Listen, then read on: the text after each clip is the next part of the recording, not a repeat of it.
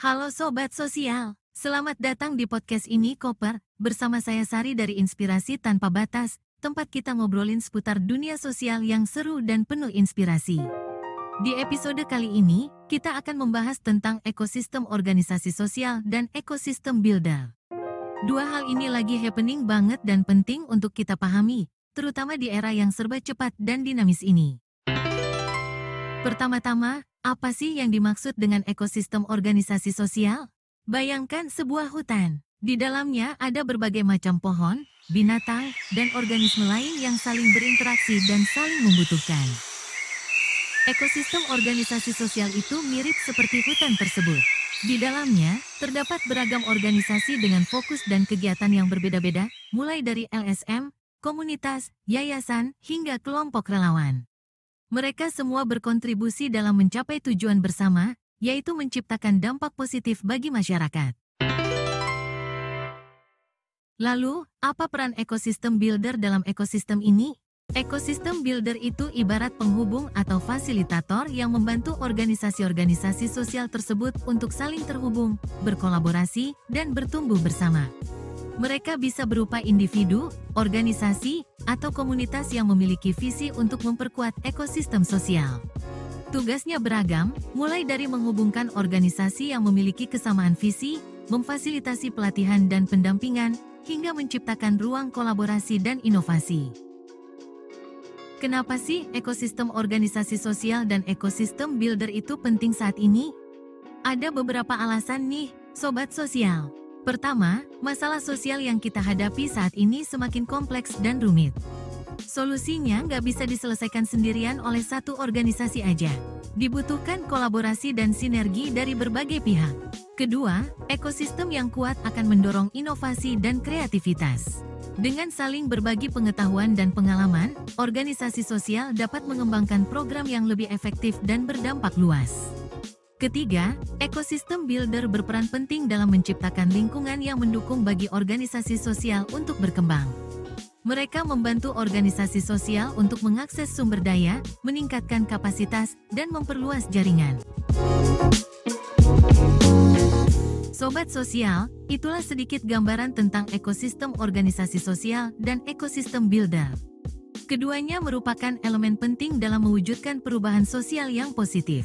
Yuk, kita dukung dan berkontribusi dalam memperkuat ekosistem sosial di sekitar kita. Sekarang, mari kita bahas lebih dalam tentang ekosistem builder. Siapa sih mereka ini? Sobat Sosial, mungkin ada di antara kalian yang tertarik untuk menjadi seorang ekosistem builder. Tapi, mulai dari mana ya? Tenang, nggak perlu bingung. Berikut ini tahapan sederhana untuk menjadi ekosistem builder bagi pemula. 1. Kenali diri dan lingkungan sekitar. Mulailah dengan mengenali diri sendiri. Apa sih passion dan keahlian yang kamu miliki? Apa isu sosial yang paling kamu pedulikan? Setelah itu, cobalah untuk memahami ekosistem organisasi sosial di sekitarmu. Organisasi apa saja yang ada? Apa kegiatan mereka? Apa tantangan yang mereka hadapi? 2. Bangun jaringan dan koneksi. Ekosistem builder itu seorang penghubung, jadi kamu perlu membangun jaringan yang luas. Hadiri acara-acara sosial, ikuti komunitas online, dan berinteraksilah dengan berbagai organisasi sosial. Semakin luas jaringanmu, semakin besar peluangmu untuk berkolaborasi dan menciptakan dampak. 3. Mulai dari hal kecil. Nggak perlu langsung membuat gerakan besar. Mulailah dari hal-hal kecil yang bisa kamu lakukan untuk membantu organisasi sosial di sekitarmu. Misalnya, kamu bisa menjadi relawan, membantu mempromosikan kegiatan mereka, atau menghubungkan mereka dengan pihak lain yang relevan. 4. Terus belajar dan berkembang. Dunia sosial itu dinamis, jadi kamu perlu terus belajar dan mengembangkan diri. Ikuti pelatihan, baca buku dan artikel, serta ikuti perkembangan terkini di bidang sosial. Semakin banyak pengetahuan dan keterampilan yang kamu miliki, semakin efektif kamu dalam memainkan peran sebagai ekosistem builder. 5. Berbagi dan berkolaborasi. Jangan ragu untuk berbagi pengetahuan, pengalaman, dan sumber daya yang kamu miliki dengan organisasi sosial lainnya. Kolaborasi adalah kunci keberhasilan dalam membangun ekosistem yang kuat. Sobat sosial, itulah beberapa tahapan sederhana untuk menjadi ekosistem builder. Ingat, setiap orang bisa menjadi ekosistem builder, termasuk kamu. Yuk, kita mulai berkontribusi dalam membangun ekosistem organisasi sosial yang lebih baik. Sobat sosial, menjadi ekosistem builder memang menyenangkan dan bermanfaat. Tapi, ada beberapa hal yang perlu dihindari agar peran kita bisa lebih maksimal dan berdampak positif. Berikut beberapa tips tentang apa saja yang harus dihindari sebagai ekosistem builder. Egois dan ingin menjadi pusat perhatian. Ingat, sobat sosial, ekosistem builder itu fasilitator, bukan bintang utama. Fokuslah pada bagaimana caranya membantu organisasi sosial lain untuk berkembang, bukan mencari pengakuan atau popularitas untuk diri sendiri. Kurang sabar dan mudah menyerah, membangun ekosistem itu perlu proses dan waktu. Nggak bisa instan, sobat sosial. Jangan mudah menyerah jika menghadapi kendala atau tantangan. Tetaplah konsisten dan terus berusaha. Terlalu menggurui dan mengontrol, ekosistem builder berperan sebagai pendukung dan fasilitator, bukan pengendali. Hindari sikap menggurui atau terlalu mengontrol organisasi sosial lain. Berikan mereka ruang untuk berkembang dan berinovasi sesuai dengan cara mereka sendiri. Kurang komunikatif dan transparan, komunikasi yang baik adalah kunci keberhasilan dalam membangun ekosistem. Jadilah ekosistem builder yang komunikatif dan transparan. Sampaikan informasi dengan jelas, bangun kepercayaan, dan dengarkan dengan baik aspirasi dari organisasi sosial lainnya. Membatasi jaringan dan kolaborasi, semakin luas jaringan dan kolaborasi yang kamu bangun, semakin kuat ekosistem yang tercipta. Jangan membatasi diri pada satu kelompok atau organisasi saja. Rangkul keberagaman dan buka diri untuk bekerja sama dengan siapa saja yang memiliki visi yang sama. Nah, sobat sosial, itulah beberapa hal yang perlu dihindari oleh seorang ekosistem builder. Dengan menghindari hal-hal tersebut, kamu bisa menjadi ekosistem builder yang lebih efektif dan berdampak positif bagi perkembangan organisasi sosial di sekitarmu. Sobat sosial, selain beberapa hal yang perlu dihindari tadi, ada satu lagi nih yang gak kalah penting, yaitu bagaimana cara kita menghadapi predator dalam ekosistem organisasi. Siapa sih predator itu? Predator di sini bisa diibaratkan sebagai individu atau organisasi yang memiliki sifat atau perilaku yang merugikan ekosistem, misalnya yang suka menjatuhkan atau menghambat organisasi lain, yang mementingkan kepentingan pribadi di atas kepentingan bersama, atau yang menyalahgunakan kepercayaan dan sumber daya.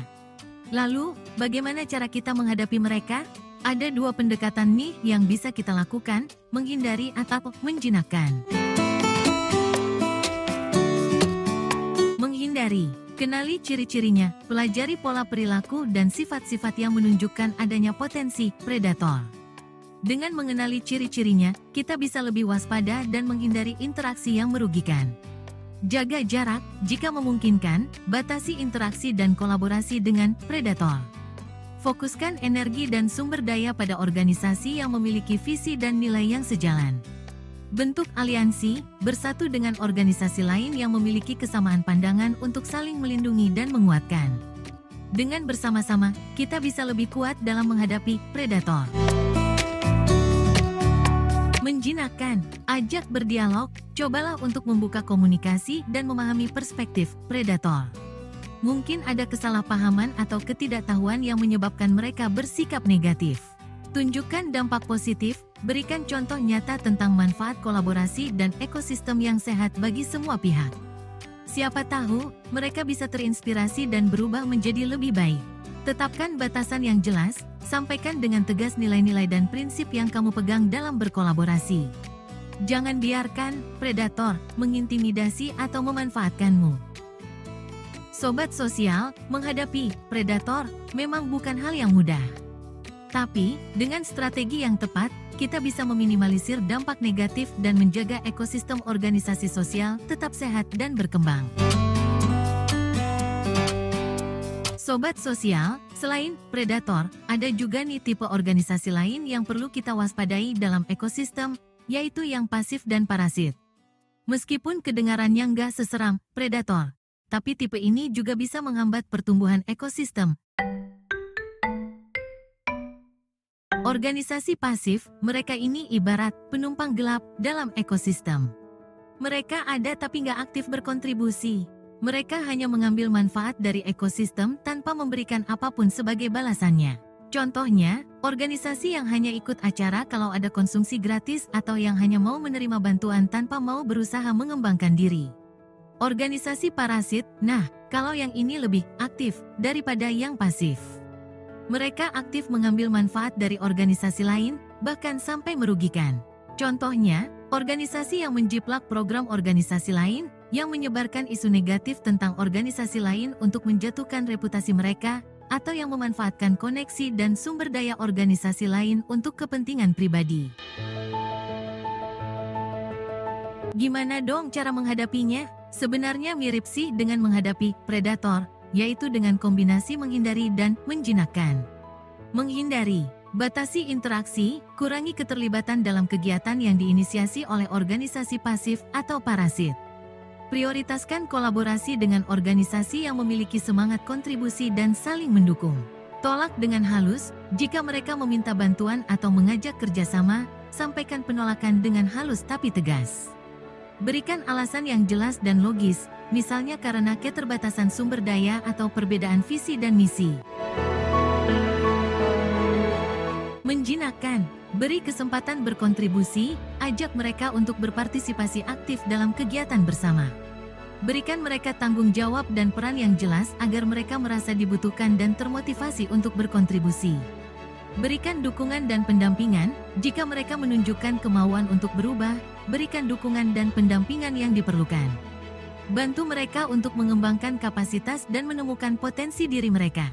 Tegaskan konsekuensi, jika mereka tetap menunjukkan perilaku pasif atau parasit setelah diberi kesempatan dan dukungan, sampaikan konsekuensi yang jelas. Misalnya, mereka tidak akan dilibatkan lagi dalam kegiatan bersama atau akses mereka ke sumber daya akan dibatasi. Sobat sosial, menghadapi organisasi pasif dan parasit memang membutuhkan kesabaran dan kebijaksanaan. Namun, dengan pendekatan yang tepat, kita bisa membantu mereka untuk berubah menjadi lebih baik atau setidaknya meminimalisir dampak negatif mereka terhadap ekosistem. Sobat sosial, sebelum kita akhiri podcast ini Koper, kali ini, saya punya 3 pesan penting nih buat kalian yang tertarik untuk menjadi ekosistem builder, terutama bagi para pemula. 1. Mulailah dengan hati yang tulus. Ekosistem builder bukanlah profesi, melainkan sebuah panggilan. Jadi, pastikan kamu memiliki niat yang tulus untuk membantu sesama dan menciptakan dampak positif bagi masyarakat. Dengan hati yang tulus, perjalananmu sebagai ekosistem builder akan lebih bermakna dan menginspirasi. 2. Jangan takut untuk memulai dari hal kecil. Setiap perjalanan besar dimulai dari langkah kecil. Nggak perlu muluk-muluk, sobat sosial. Mulailah dengan hal-hal sederhana yang bisa kamu lakukan untuk membantu organisasi sosial di sekitarmu. Sekecil apapun kontribusimu, itu akan sangat berarti bagi mereka dan bagi perkembangan ekosistem sosial. 3. Teruslah belajar, berjejaring, dan berkolaborasi. Dunia sosial itu dinamis dan penuh tantangan. Oleh karena itu, kamu perlu terus mengupgrade diri, memperluas jaringan, dan meningkatkan kemampuan kolaborasi. Ingat, sobat sosial, ekosistem builder itu seorang pembelajar sepanjang hayat. Semoga 3 pesan ini bermanfaat buat kalian, sobat sosial. Terima kasih sudah mendengarkan podcast ini Koper episode kali ini. Sampai jumpa di episode selanjutnya.